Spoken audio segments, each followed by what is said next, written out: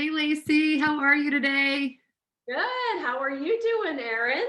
Good. It's good to see you again. I think we have a really good session planned for our community that we're excited to share today. So I think before we jump into why Laci is with us today, I'll do a quick bio on PairTree and then I'll hand it over to you to introduce you and the book and what we're talking about. So I am Erin. I'm a co-founder and CEO of PairTree, and we are a connection platform that increases and accelerates connections between adopting families and expectant moms, making those connections happen more efficiently, faster, and hopefully less expensively. And we were introduced to Laci through a good friend of ours who recommended Laci and her book, which I'll hand over to you now, and you can do an introduction on you and talk a little bit about your book. Awesome. Thank you. Thank you, Erin, for having me today. I'm really excited. So, my name is Laci Richter, and a little short bio for me. I am an adoptive mom times two. I have two girls, ages 5 and 7. And in 2020, I published a book. It's called Refuel Your Weight, Find Hope and Overcome Fear While Adopting, which, if any of you out there are waiting to adopt, you know there are a lot of fears out there. The book was started out as a journal as I was going through the adoption process. And then some friends of mine said, "Hey, I love how you're writing. You should write a book." And I took that as a call to action. And I wrote the book that I needed to read when I was waiting to adopt. So the book is written in like a daily devotion encouragement style. So it's very short chapters. You can read them whenever you need them. And it focuses on our family's story of adoption. And I have gotten a lot of great feedback on that book, and I'm excited to share it with everyone. That's good. So I didn't know that. I didn't know had started out as a journal that you turned Mhm. into a book. So I guess, I mean, it speaks a little bit to why you wrote the book, that you went through the journey yourself, but were there particular struggles that you experienced? I know our adopting families are constantly talking about just the weight being impossible. And I remember from going through it myself, that it is an impossible amount of time, and it's all relative.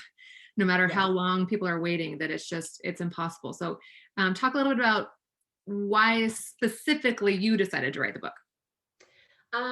Well, the struggle I was having was I'm a type A action item person. And once I checked off all those boxes of what I needed to do to adopt, then I'm thrown into this just like sit and wait. And I don't do very well about sitting and waiting. And I was really struggling with that, just like loss of control. And so the book at the end of every chapter, it gives people action items and journaling prompts. If you're a journaler or if you're not, you can just sit and kind of think through them, and kind of gives people things to do that they can do to sort of invite some joy and some peace into our wait. Because when I was waiting at the beginning, I got really stuck and sort of paralyzed and like sitting by the phone and waiting for that email and not like going out and still living life while waiting. Yeah, I think for us, one, yes, without a doubt, absolutely. I think all of our families will relate to that. And the family is the book is for adopting families, but are there other people that it's geared towards, or is it mainly adopting families that will want this? That's a great question. I wrote it for waiting adoptive families, but a lot of my readers are not waiting adoptive families. And I keep hearing feedback from them that just makes my heart really happy. I had a girlfriend reach out to me this weekend, and she said, I've had so much anxiety and fear inside of my parenting that I've just kind of stopped living life and stopped looking for joy, and I just feel like I can completely release that. And that was just like music to my ears. I was like, that's what I want out of this book. That's what I want it to do. I want it to encourage people to find some joy. Yes. And tip number one, you can use the diary tool on your PairTree account to be journaling with some of the Oh, prompts from the book. what a great tool that is. I would love that. Yes. Okay, so tell me, so, and I know like adoption is a roller coaster no matter how you put it together, but so what was the hardest thing that you feel like you endured on the kind of the adoption journey? um If you can I would pinpoint have to one. say, yeah, I'm going to do two. Okay. So, and I'll make them short. But one was just the not knowing when.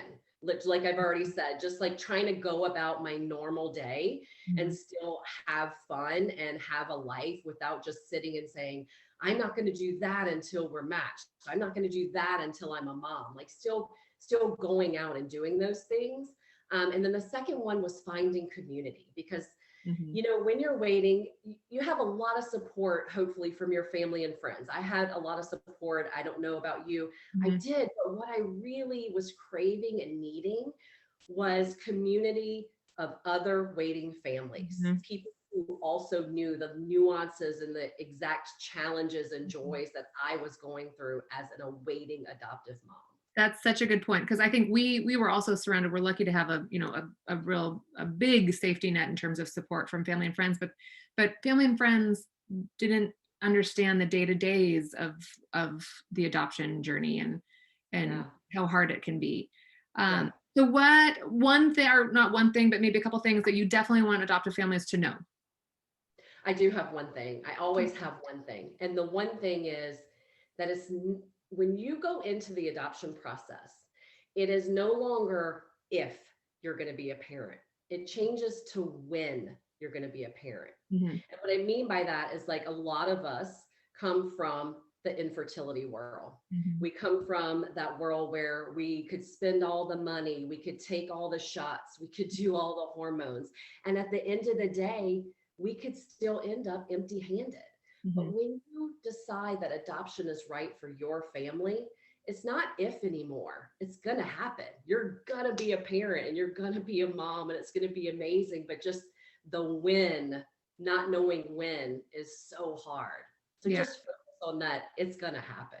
Yeah, and I think having these kind of the tips and the motivations and the devotionals that I think you spell out in the book, or it's just that's how you get through that period Yeah. of waiting, because I call it the in between, but it's just the because you just don't know, like it's just the in between, and that part is the hardest. And so anything you can do to keep your mind, body, soul, spirit healthy during that time is action well taken.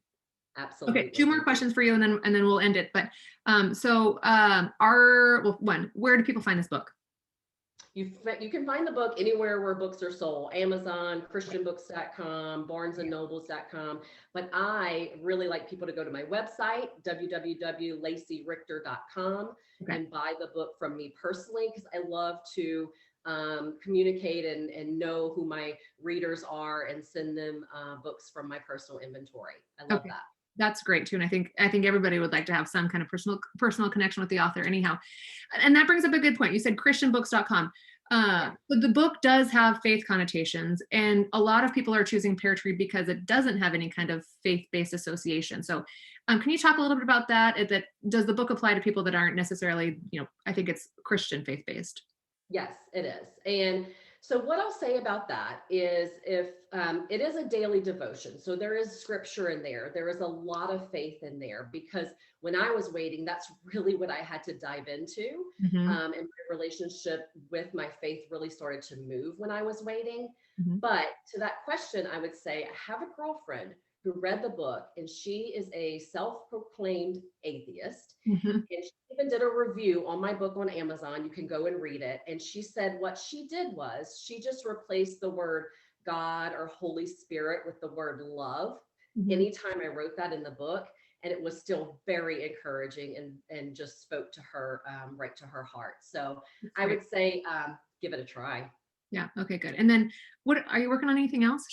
What else do we have to look forward to from you? Yes, yes. So this summer, I have on my calendar, as soon as I get my kids scheduled into their summer camp, I'm going to start a new book. I'm really excited about writing again. It's called Refuel Your Parenting, because Mm. now I'm in a parenting season, and that also presents its own challenges and joys and laughter, as you know. And so I'm really excited to read that book, and I'm hoping to bring in a lot more laughter in this book. That's sort of my style. And I'm also working on a freelance writing business. And so I've got a room for a couple more clients. I write a lot for adoption professionals, adoption agencies. I wrote a blog post for you guys. Yep. And I would love for any, looking for a few more clients if anybody's needs something. Okay, Laci, you are a delight. Thank you. And so LaciRichter.com is where people can Yes. find you. Okay. Yes. Go to the website, visit Laci, buy the book, and let us know what you think about it. Thank you, Laci.